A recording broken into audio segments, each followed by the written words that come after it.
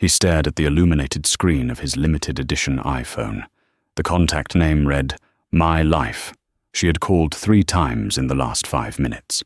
Inside the VIP lounge of the Sovereign Club, surrounded by smoke and billionaires, Aurora Veneto felt only annoyance.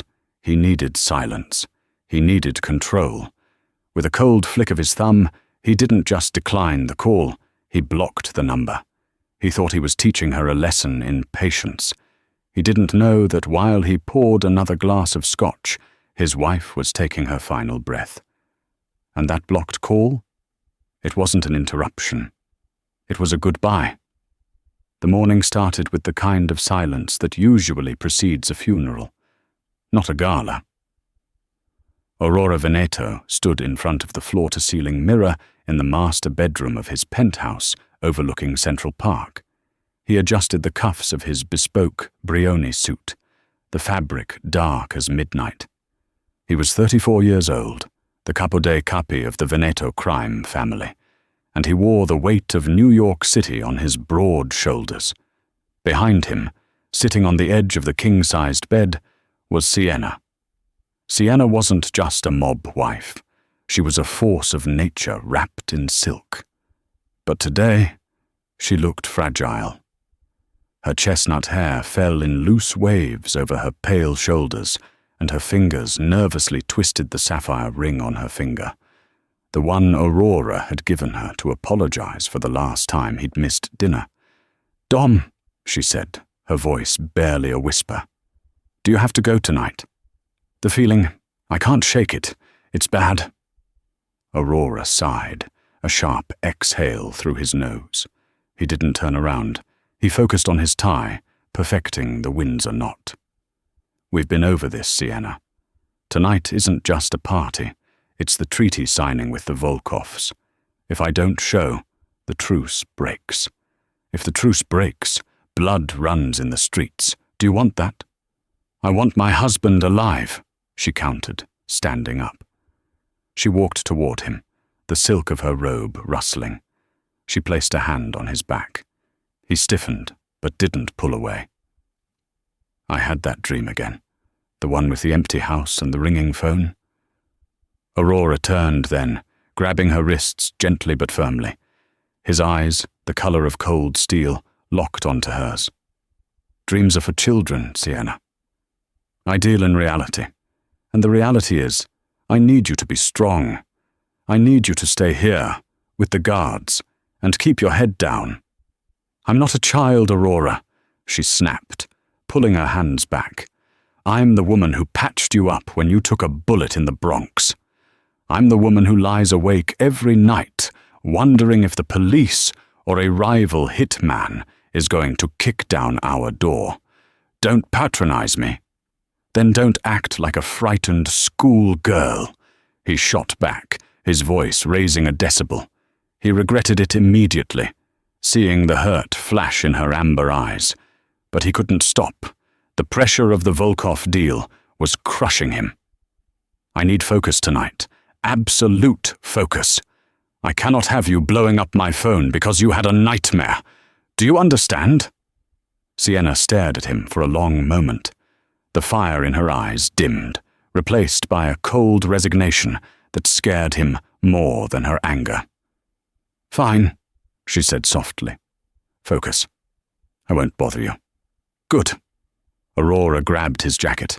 He checked his waistband for his custom Sig Sauer P226. Old habits died hard, and walked to the door. He paused with his hand on the brass handle. He wanted to turn back, to kiss her, to tell her he loved her, and that this was all for them, for their future. But pride, that ancient Italian sin, held him rigid. "Stay inside," he commanded. "Rocco and the team are downstairs. The penthouse is a fortress. You're safe." "I love you, Dom," she said to his back. He hesitated. The words hung in the air, heavy and desperate. "I'll see you in the morning, Sienna," he said. He walked out. He didn't know it then, but those would be the last words he ever spoke to her face to face. The Sovereign Club was the kind of place where a bottle of water cost more than a Honda Civic. It was neutral ground, a sanctuary for the city's elite criminals, politicians, and tycoons. The lighting was low, the jazz was live, and the air smelled of expensive cigars and fear. Aurora sat at a private booth in the back, flanked by his consigliere, Beatrice Vance. No, not Vance. Beatrice Morel. Beatrice had been with him since they were running scams on the streets of Hell's Kitchen. "Relax, boss," Beatrice murmured, swirling his drink. "Volkov is late. That's a power move. He wants you to sweat." "I don't sweat," Aurora said, checking his Patek Philippe watch. 10:45 p.m. Across the room, the heavy oak doors opened. Viktor Volkov entered, a bear of a man surrounded by 4 guards who looked like they were carved out of granite. The room went silent for a beat before the chatter resumed, quieter this time. "Here we go," Aurora whispered. As Volkov approached, Aurora felt a vibration in his breast pocket. He ignored it. He stood up, buttoning his jacket, extending a hand to the Russian. "Victor," Aurora said smoothly. "Fashionably late." "Aurora," Volkov grunted, his grip crushing. "Traffic in this city. It is murder." They sat. The tension was thick enough to cut with a steak knife. This deal was about territory, the shipping yards in Jersey. If it went south, it meant war. Buzz. Aurora felt the phone against his chest again. He kept his face impassive, maintaining eye contact with Volkov. "The terms are simple," Aurora began. "We keep the docks. You get the distribution routes in Queens. We split the customs profits 60-40. 50-50, Volkov corrected, lighting a cigar. "Or there is no deal." Buzz. Buzz. Aurora's jaw tightened. He could feel the vibration through his ribs. It was distracting. He reached into his pocket under the table, intending to silence it. He glanced down quickly. Incoming call. "My life. Sienna." He rejected it.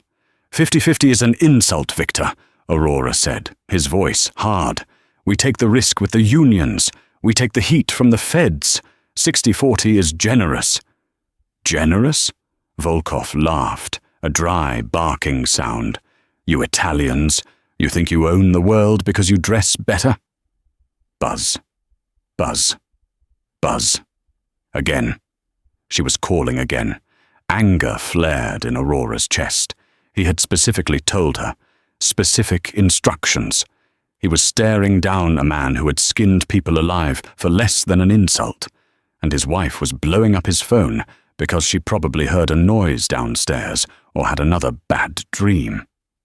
"Excuse me one moment," Aurora said, his voice icy. He pulled the phone out. He didn't just see a missed call. He saw 3 text messages, but the preview was disabled for privacy. He didn't open them. He didn't want to break his mental state. "Is there a problem, Mr. Veneto?" Volkov asked, a smirk playing on his lips. "Trouble at home?" The mockery in the Russian's voice was the tipping point. Aurora couldn't look weak. "Not here. Not now." He looked at the screen. "Incoming call. My life." "No problem," Aurora said, looking Volkov dead in the eye. With a deliberate motion, Aurora pressed the info button next to her contact. He scrolled down. His thumb hovered over block caller. "She needs to learn boundaries," he told himself. "I'll unblock her in 2 hours when this is done. She needs to know I am working." He tapped block contact. The phone went silent.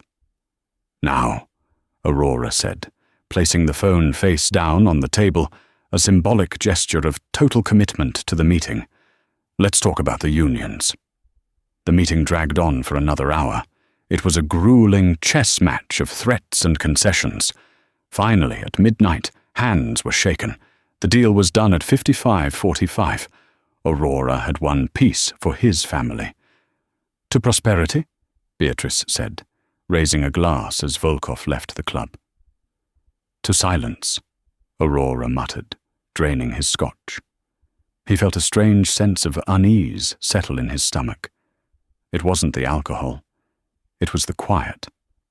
Now that the adrenaline of the negotiation was fading, the image of Sienna's face that morning popped into his mind. "I want my husband alive." "Beatrice, get the car," Aurora said, suddenly standing up. "We're going home." "Already? We haven't even celebrated," Beatrice protested. "Now!" Aurora barked. He grabbed his phone from the table. He unblocked the number as he walked briskly toward the exit. "Call Sienna," he commanded the phone. Ringing. Ringing. Ringing. "Voicemail," Aurora cursed. "Try the house line." He dialed the landline of the penthouse. It rang and rang. No answer.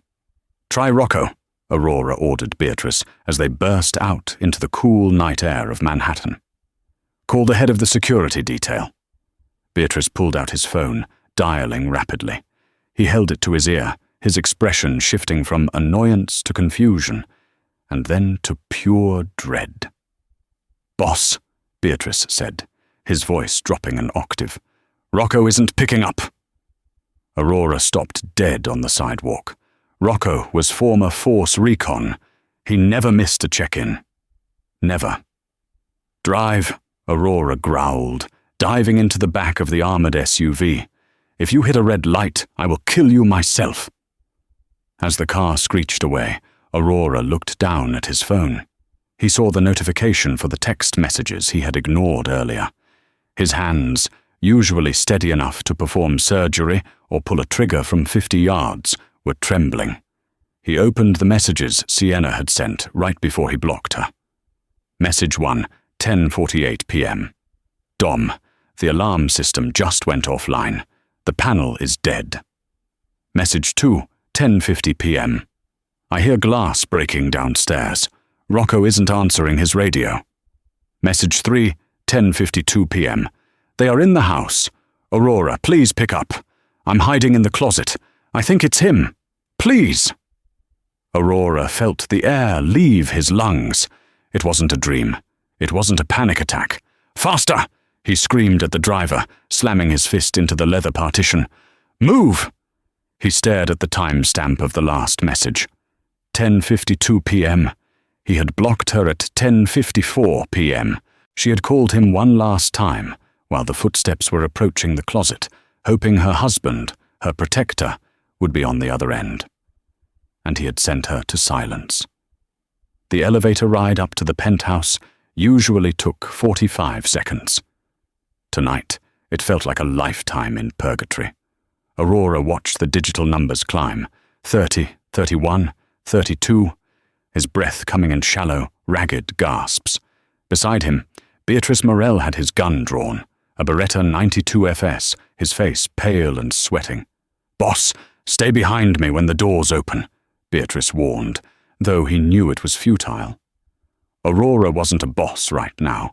He was a husband, terrified of becoming a widower. Ding. The doors slid open, revealing the foyer of the penthouse. The first thing that hit them was the smell. It was the metallic, copper tang of fresh blood, mixed with the sulfur of spent gunpowder. It was a scent Aurora had known all his life, a scent he had inflicted on others. But finding it in his own sanctuary made his knees weak. "Clear left!" Beatrice shouted, moving tactically into the room. Aurora didn't move tactically. He ran. "Sienna!" he screamed, his voice cracking, stripping away the veneer of the untouchable Don. "Sienna!" The living room was a war zone. A Ming vase, worth a fortune, lay in shards across the Persian rug. The furniture was overturned, and there, near the entrance to the kitchen, lay Rocco. The head of security was sprawled on his back, his chest a ruin of bullet holes, his eyes staring blankly at the ceiling. His gun was empty, the slide locked back. He had emptied his magazine trying to protect the door. Aurora stepped over the body of his most loyal soldier without a second glance. He only cared about one person. "Upstairs!" Aurora yelled, sprinting for the floating staircase. He took the steps 2 at a time, his heart hammering against his ribs like a trapped bird. The hallway leading to the master bedroom was dark. The sconces had been shot out. "Sienna!" He kicked open the master bedroom door. The room was eerily quiet. The bed was unmade, the sheets rumpled where she had been sitting earlier. The balcony doors were shattered, glass glittering like diamonds on the floor. The wind from Central Park blew the curtains inward, creating ghost-like shapes in the moonlight. "Clear the perimeter!" Beatrice shouted from downstairs, his voice echoing. Aurora scanned the room. Empty. The closet. Her text said she was in the closet. Aurora moved toward the walk-in wardrobe. It was a reinforced panic room, disguised as a luxury closet. It had a steel core door, but it had to be locked from the inside. The door was slightly ajar. Aurora froze. If she was safe, the door would be sealed. If it was ajar... "Sienna," he whispered, pushing the heavy white door open with a trembling hand. The light inside was automatic. It flickered on, illuminating rows of designer dresses, shelves of shoes, and the vanity where she did her makeup. And there, curled into a ball in the far corner between a row of winter coats, was Sienna. She looked like she was sleeping. Her knees were pulled to her chest, her head resting on them. She was wearing the silk robe she had on this morning. "Sienna," Aurora breathed, a wave of relief crashing over him so hard he almost fell. "Baby, it's me. It's safe. I'm here." He fell to his knees and reached out to touch her shoulder. She didn't stir. When his hand made contact, she slumped sideways. Aurora's world stopped. She wasn't sleeping. There was a single, small entry wound in the center of her chest, right through the silk, right through her heart. A suppressor, a professional hit. There was very little blood on the front, but a pool of it had soaked into the white carpet beneath her. "No," Aurora said. It was a small, pathetic sound. "No, no." He pulled her into his arms. She was still warm. She had only been gone for minutes. If he hadn't stayed for that last drink, if he hadn't blocked the call. "Sienna, look at me," he begged, shaking her limp body. He pressed his hand over the wound as if he could push the life back into her. "Open your eyes. I'm here. I unblocked you. I'm here." Her head lolled back, her eyes fixed on a point far away. Something fell from her hand as he moved her. It hit the floor with a dull thud. It was her phone. Aurora stared at it. The screen was cracked, but still illuminated. It showed the call log. Outgoing call. Hubby. Blocked. Outgoing call. Hubby. Blocked. Outgoing call. Hubby. Blocked. And then a half-typed message that she never got to send. "I love you. I'm sorry I annoyed you. Take care of our..." The message ended there. Aurora let out a sound that wasn't human. It was a roar of pure, unadulterated agony that tore from his throat and echoed through the penthouse. He curled over her body, burying his face in her blood-soaked hair, rocking back and forth. Beatrice appeared in the doorway, his gun lowered. He took in the scene, the most powerful man in New York, broken, cradling his dead wife in a closet full of designer clothes.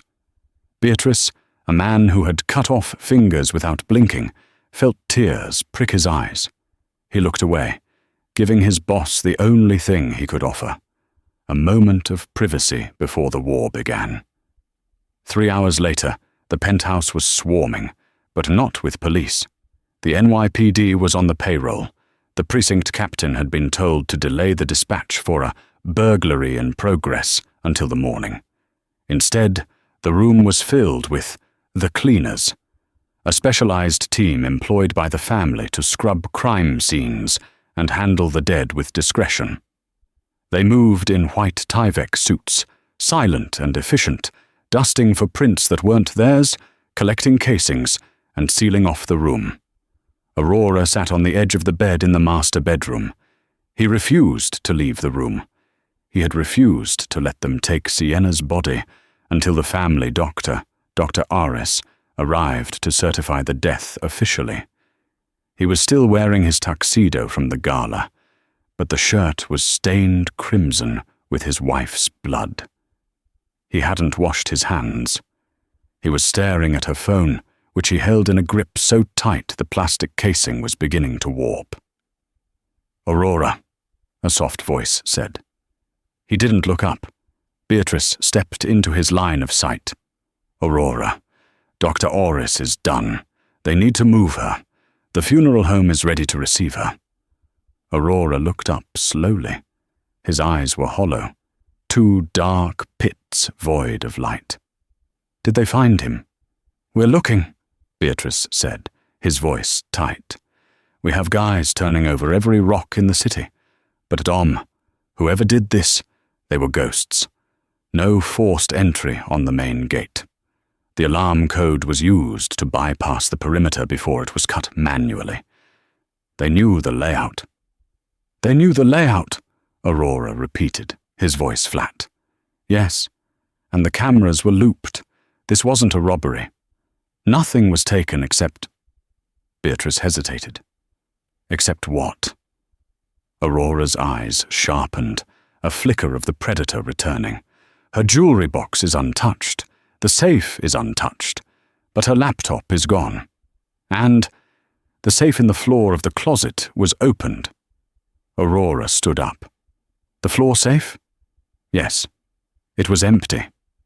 Aurora walked past Beatrice, back into the closet where the cleaners were scrubbing the carpet. He looked at the hidden panel in the floor. It had been pried open, but there were no scratch marks on the lock mechanism. Someone had the combination. Only two people had that combination, Aurora and Sienna. "What was in there, Dom?" Beatrice asked. "Nothing," Aurora lied. But his heart hammered. That safe was where he kept the doomsday files, hard drives containing the leverage he had on every judge, politician, and rival boss in the state. If those were gone, the Veneto family wasn't just grieving, they were exposed. They were vulnerable. But Aurora didn't care about the files.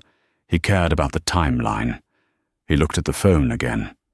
"Beatrice," Aurora said, his voice terrifyingly calm, "bring me the phone records for the house line, and bring me the security logs for the gate." "Already pulled them," Beatrice said, handing him a tablet. Aurora scrolled through the data. 2245, alarm bypassed. Code entry, user 2. 2248, front door breach. 2250, Sienna texts Aurora. 2254, Aurora blocks Sienna. 2255, Sienna calls one last time. 2256, life signals on Sienna's Apple Watch cease. He stared at the first line. Code entry, user. User 2, Aurora whispered. "That's Sienna's code," Beatrice said gently. "They must have forced her to give it up." "No," Aurora shook his head. "She was upstairs. The panel is downstairs by the door. If they broke in, why use the code? Why bypass it first?" "Maybe they grabbed Rocco first, forced him." "Rocco is user 4, Aurora said, "and Rocco was dead before they got to the keypad. I saw the body. He was engaged at the kitchen entry, which means they were already inside." Aurora's mind, usually a supercomputer of strategy, was finally cutting through the grief. Someone used Sienna's code to enter the perimeter without triggering the silent alarm to the police station, Aurora said. Then they killed Rocco. Then they went upstairs. He turned to Dr. Aris, an elderly man with kind eyes, who was packing his medical bag near the door. The body of Sienna was now covered in a black velvet sheet on a gurney. "Doctor," Aurora said. "One question." "Anything, my son," Dr. Aris said solemnly. "The wound.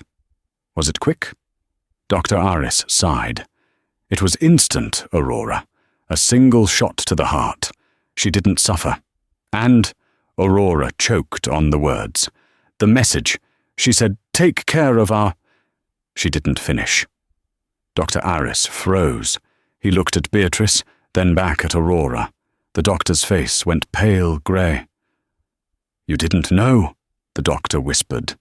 The air in the room vanished. "Know what?" Aurora asked, stepping closer. "Know what, Aris?" I assumed she told you. She came to my clinic 2 days ago for the blood test results." Aurora grabbed the doctor by the lapels of his coat. "Tell me." "She was pregnant, Aurora," Dr. Aris said, his voice trembling. 8 weeks. She was going to surprise you tonight after the gala. That's why she was so anxious about you going out. She wanted to tell you that you were going to be a father." Aurora released the doctor, stumbling back as if he had been shot himself. "Take care of our baby." The realization hit him with the force of a freight train. He hadn't just ignored his wife dying. He had ignored the mother of his unborn child. He had blocked the number while his family was being exterminated. He fell back onto the bed, laughing. It was a dry, hacking, insane sound. "I blocked them," he muttered to the ceiling. "I blocked them both." Beatrice signaled for the doctor and the cleaners to leave. He knew what was coming.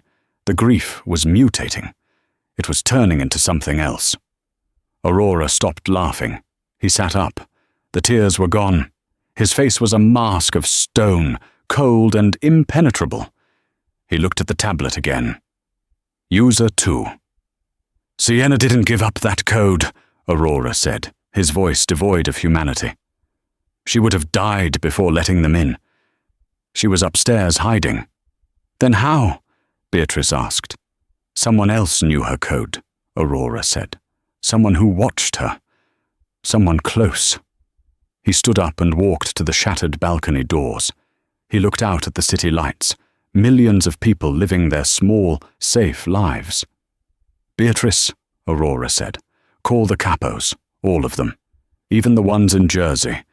Get them to the warehouse in Red Hook in 1 hour." "What are you going to do, Dom?" Aurora turned around. His eyes burned with a fire that would consume the world. "I'm going to burn this city down until I find the rat," he said. "And when I find him, he's going to wish he died in that closet." He picked up Sienna's phone one last time. He went to the settings and unblocked his own number, a futile, symbolic gesture. Then he slipped her phone into his pocket, right next to his heart. "Let's go," Aurora said.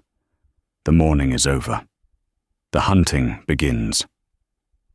The Red Hook warehouse was a cavern of rusted corrugated steel and shadows, smelling of salt water and diesel fuel. Rain hammered against the metal roof, a relentless drumbeat that matched the pounding in Aurora's skull. Inside, under the glare of a single swinging halogen bulb, sat the inner circle of the Veneto crime family. There was Bruno, the Ox Lombardi, who ran the unions. He was a man of few words and violent action, his knuckles scarred from decades of street fights. There was Luca Santoro, the youngest capo, handsome, ambitious, and responsible for the high-stakes gambling rings in Atlantic City. He wore a suit that cost more than the warehouse they were sitting in. And there was Frankie, Old Matten Russo, a relic from Aurora's father's era, who managed the loan, sharking, and money laundering. He wheezed as he smoked, his eyes darting nervously around the room. They sat around a wooden crate used as a table. None of them spoke. They had all heard the news. In their world, news of a hit on a boss's wife travels faster than light. Aurora emerged from the shadows. He had changed out of his tuxedo into dark tactical gear, black cargo pants, a black-fitted shirt, and heavy boots. He looked less like a businessman and more like the executioner he was about to become. He walked to the crate and slammed his hand down. The sound echoed like a gunshot. "My wife is dead," Aurora said. His voice was low, scraping against the silence. My unborn child is dead."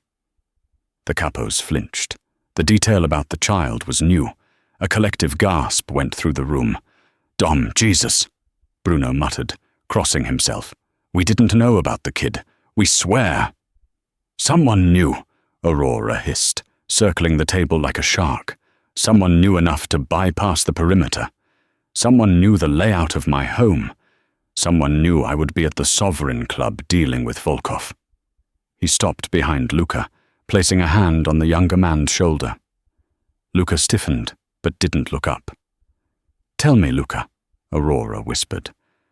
"How was the traffic from Atlantic City tonight?" I was in the city all day, boss," Luca stammered. "I was prepping the collections for the week. I have witnesses." "Witnesses can be bought," Aurora said, squeezing Luca's shoulder until the man winced. "Loyalty, that's harder to purchase." Aurora walked back to the head of the table. He reached into his pocket and pulled out a small, encrypted USB drive. He held it up. "This is a dummy drive," Aurora announced. "The real one, the one that was in the floor safe of my closet, is gone. The ledger, the digital footprint of every bribe, every body, every dollar this family has moved in the last 10 years. It was taken tonight." The reaction was immediate. Panic. "The ledger?" Frankie Russo dropped his cigarette. "Aurora, if the feds get that, it's RICO. It's life without parole for all of us. For our wives. For our kids." "Exactly," Aurora said. "Which means this wasn't just a hit. It was a takeover, or an auction." He leaned in, his eyes burning with a manic intensity. "Volkov wouldn't take the ledger. He's old school. He burns evidence. He doesn't steal it. He wants territory, not data. This was someone else. Someone who wants to burn us down from the inside or sell us out to the highest bidder." Aurora signaled to Beatrice, who was standing by the warehouse bay doors. Beatrice stepped forward, holding a tablet connected to the warehouse's large monitor screen. "We pulled the traffic cam footage from the street outside the penthouse," Beatrice explained, his voice steady despite the tension. At 10:42 p.m., 3 minutes before the alarm was cut, a black utility van parked 2 blocks away. No plates. The jamming signal that knocked out our comms came from that van. On the screen, a grainy image appeared. "Zoom in," Aurora commanded. The image blurred, then sharpened on the side of the van. There was a faint, peeling decal on the door. It was almost illegible, but one logo stood out. A stylized hawk. "That's Black Hawk Security," Bruno growled. "Mercenaries, ex-military, expensive." "Who hired them?" Aurora asked the room. "Who has the connections to hire a private military squad to hit my house?" Silence. Aurora drew his gun. He didn't point it at anyone specific. He just let it hang by his side, a reminder of the inevitable. "I am going to find them," Aurora said. "And if I find out that any of you whispered a word about the ledger, or my security codes, or my wife, I will not just kill you. I will erase your entire bloodline. Do you understand?" "Yes, boss," they chorused, terror etched into their faces. "Go," Aurora ordered. "Turn the streets upside down. Find that van, find the driver. Bring him to me alive. If he dies before he speaks, you take his place." The capos scrambled to leave, tripping over themselves to get out of the warehouse. As the roar of their engines faded into the rainy night, Aurora collapsed onto a crate, his head in his hands. The adrenaline was fading, and the grief was returning, a black tide rising in his chest. "You pushed them hard," Beatrice said softly, handing Aurora a bottle of water. "I need them scared," Aurora replied. "Fear makes people sloppy. If one of them is the rat, they'll make a mistake." "And if it's not one of them?" Aurora looked up at his oldest friend. "Then we are fighting a ghost, Beatrice, and ghosts are hard to kill." The hunt led them to a scrapyard in Queens at 4 a.m. Beatrice's tech contact, a nervous hacker named Jared, had traced the unique digital signature of the jamming device used at the penthouse. It was a military-grade signal jammer, the kind that leaves a specific frequency footprint. "The signal died here," Jared said, typing furiously on his laptop in the back of Aurora's SUV. "The van. It has to be here." Aurora didn't wait. He kicked the door open, the rain soaking him instantly. He moved through the maze of crushed cars and rusted metal heaps, his gun raised. Beatrice flanked him to the right. "There," Beatrice whispered. In the back corner, near the compactor, sat the black van. It was partially crushed, the windshield shattered, but the Black Hawk decal was still visible on the door. Aurora approached cautiously. He cleared the driver's side. Empty. He moved to the back doors. They were slightly ajar. He ripped them open. Inside, the van was stripped. Equipment racks were empty. But on the floor, amidst a pile of zip ties and fast food wrappers, was a single, terrifying object. It was a baby rattle. Silver. Tiffany & Co. Aurora stared at it. He recognized it. It wasn't Sienna's. She hadn't bought anything yet. It was a message, a psychological taunt. "They knew," Aurora whispered, his voice trembling with rage. "They knew about the baby. This wasn't just business. This is personal. Someone hates me enough to mock my dead child." "Aurora, look," Beatrice said, pointing his flashlight at the wall of the van. Scrawled in black marker on the metal interior was a set of numbers. 12.5.25, 89.4. "What is that? A date?" Beatrice asked. "December 5th? "No," Aurora said, his mind racing. "That's a radio frequency, 89.4 FM. It's a pirate radio station used by the cartels in the 90s for one-way communication." "And the first numbers?" 12.525. "That's a price," Aurora realized. 12.5 million. 25% up front. "The price for the ledger," Beatrice concluded. "They're selling it." "Jared!" Aurora yelled, turning back to the SUV. "Scan frequency 89.4 right now. See if there's a broadcast." Jared scrambled. A moment later, static filled the air, followed by a distorted, synthesized voice coming through the laptop speakers. The red progress bar on the encrypted live stream crept forward with merciless calm. "Bid is at 15 million. The auction closes in 1 hour.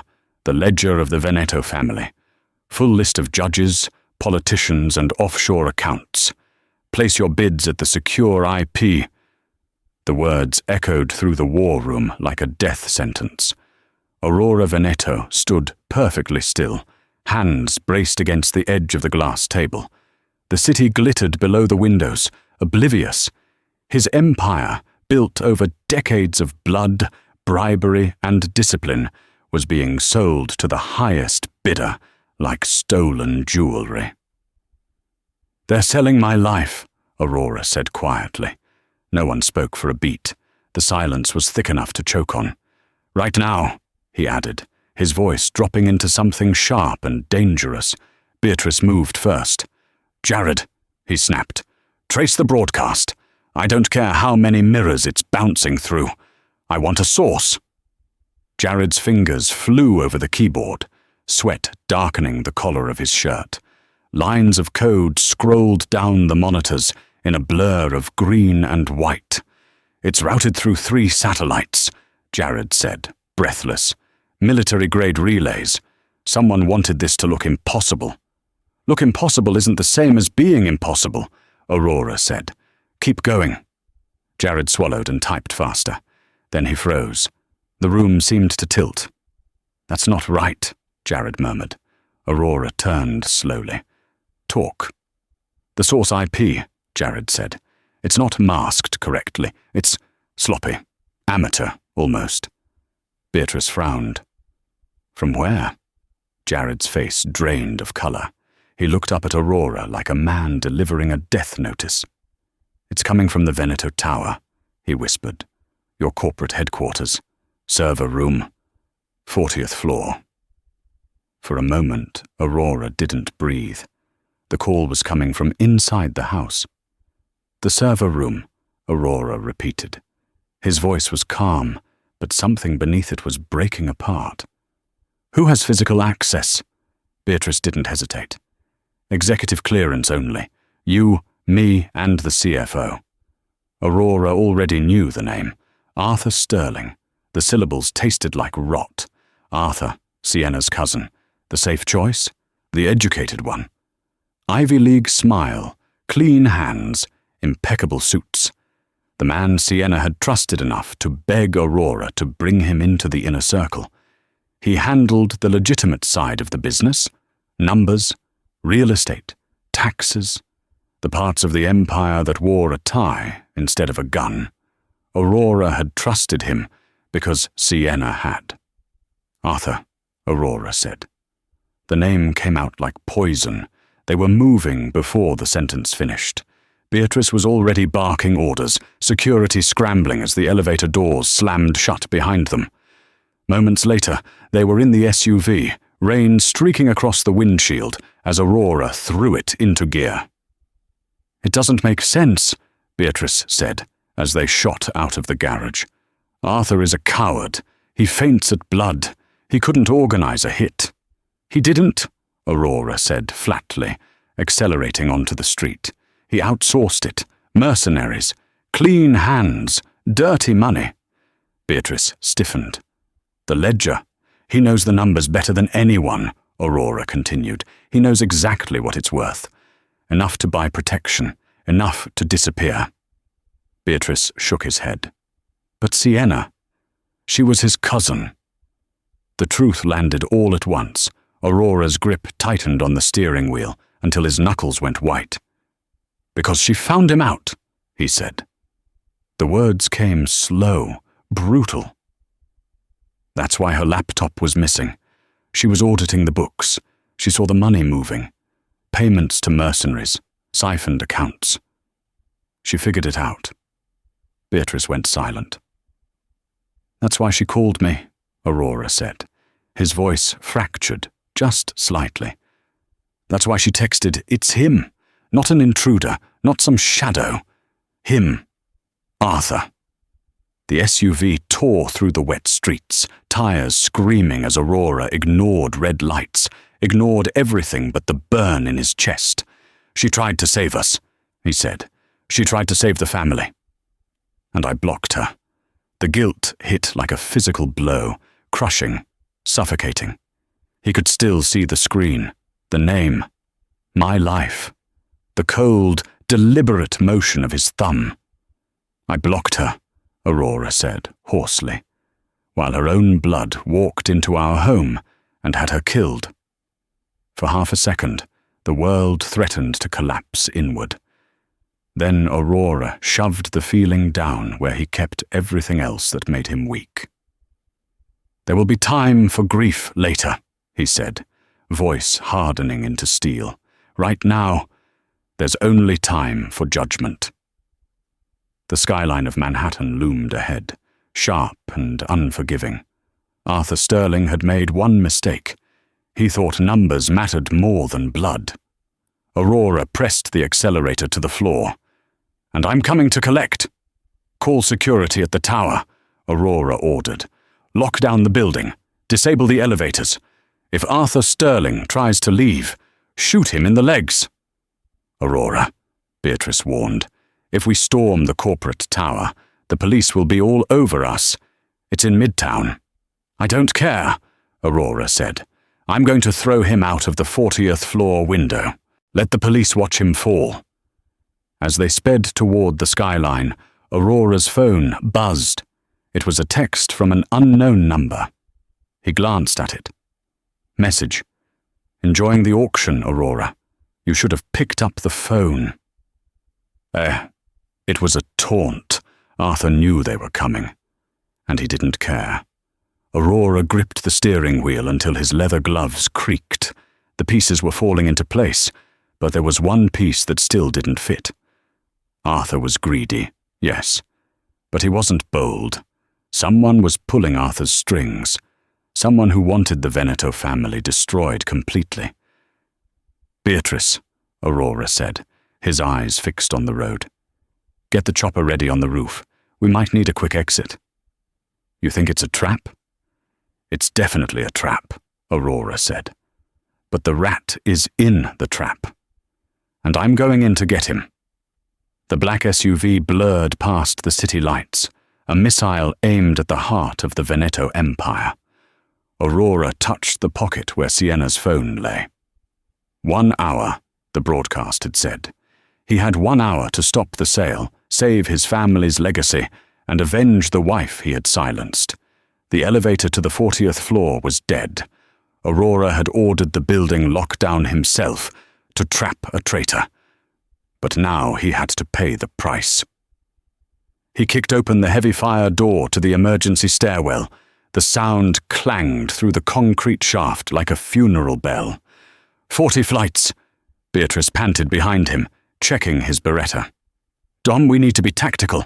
If Arthur has the Black Hawk team up there, walking in breathing heavy is a death sentence." Aurora didn't answer. He didn't slow down. He took the concrete stairs 2 at a time, his legs burning, his lungs heaving. The physical pain was grounding. It was the only thing keeping him from screaming. Every step upward was a step closer to the man who had killed his wife. Arthur Sterling. The name repeated in his mind with the rhythm of his boots hitting the steps. Sienna's cousin, the man Sienna had vouched for. Aurora remembered Christmas dinners where Arthur had sat at their table, laughing, toasting to the family's future, all while waiting to strike. By the time they reached the 40th floor, the silence was oppressive. "Dom, wait!" Beatrice grabbed his arm on the landing. Beatrice looked terrible, his face slick with sweat. "Let me flank through the server room. We pinch them." Aurora shook off his hand. "No flanking. We go in together. I want him to look me in the eye." Aurora turned to the heavy oak door of the executive suite. He didn't hesitate.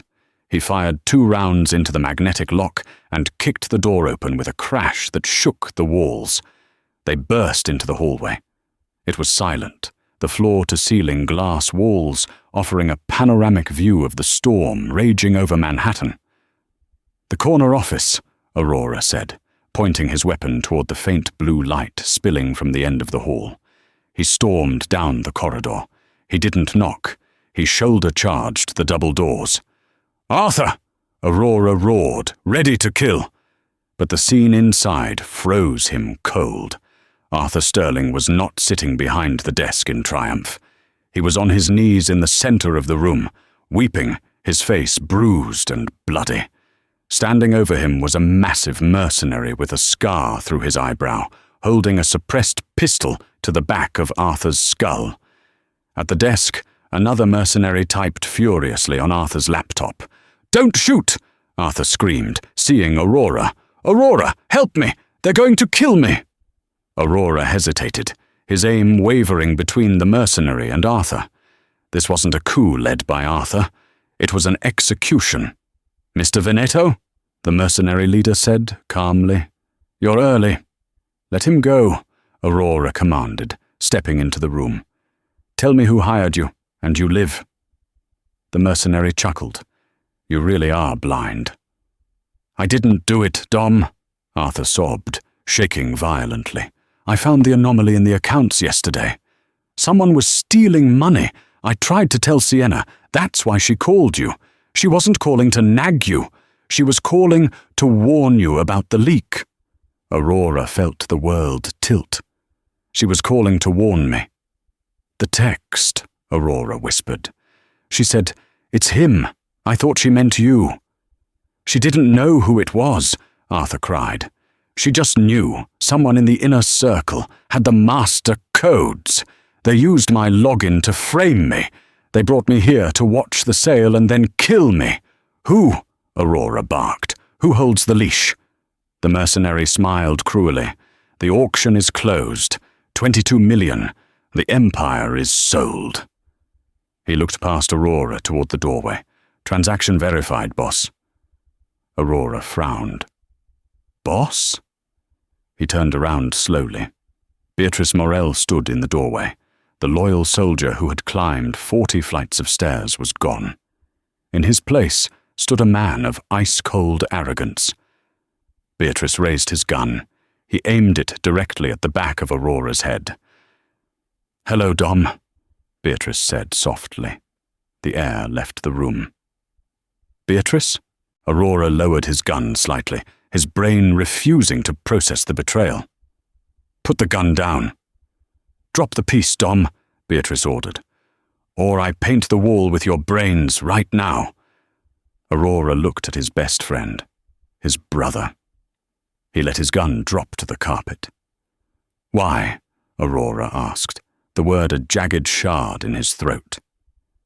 "Because I was tired of being the help," Beatrice spat, his face twisting with bitterness.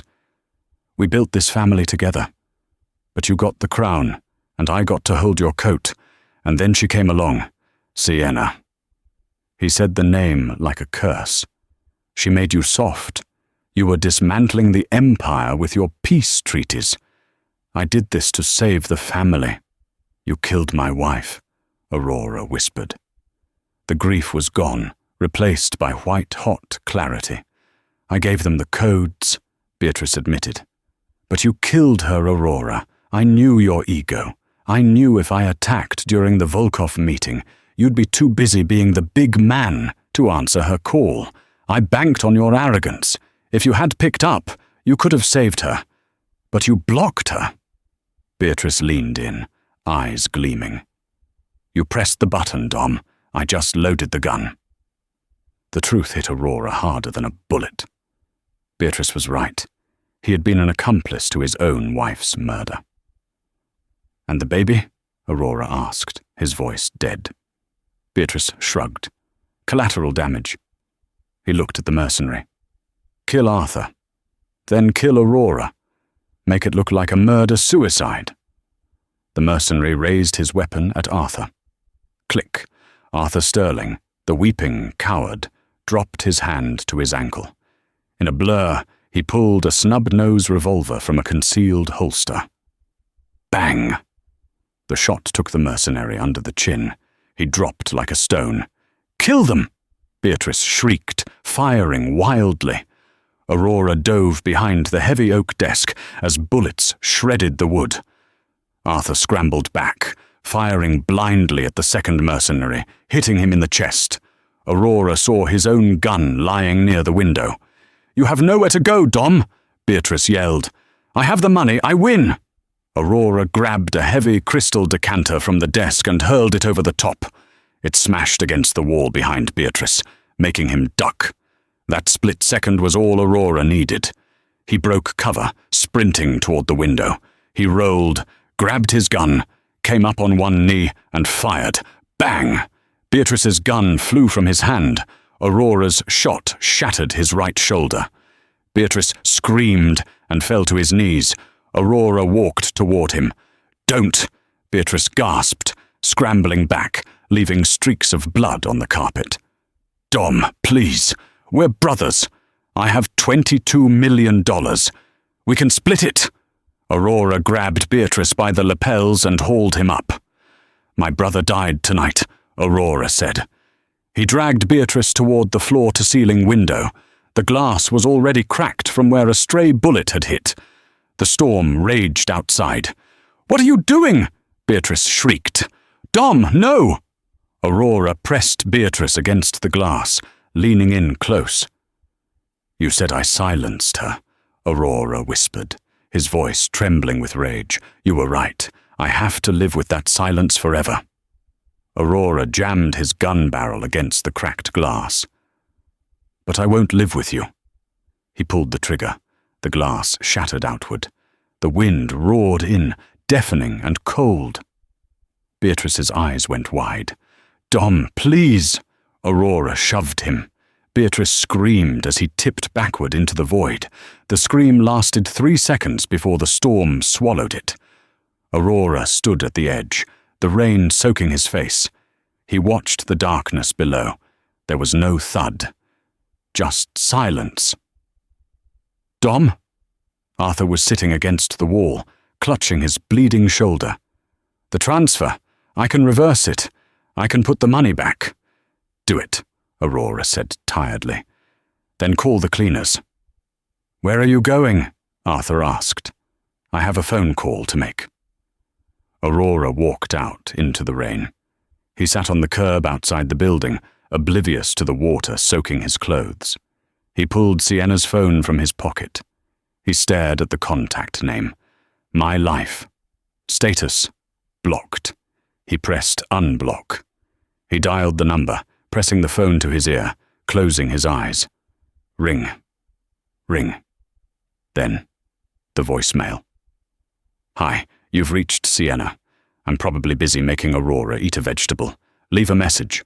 And Dom, if this is you, bring home some cannoli. Love you." The sound of her voice broke him. The Mafia Don curled forward, his forehead touching his knees.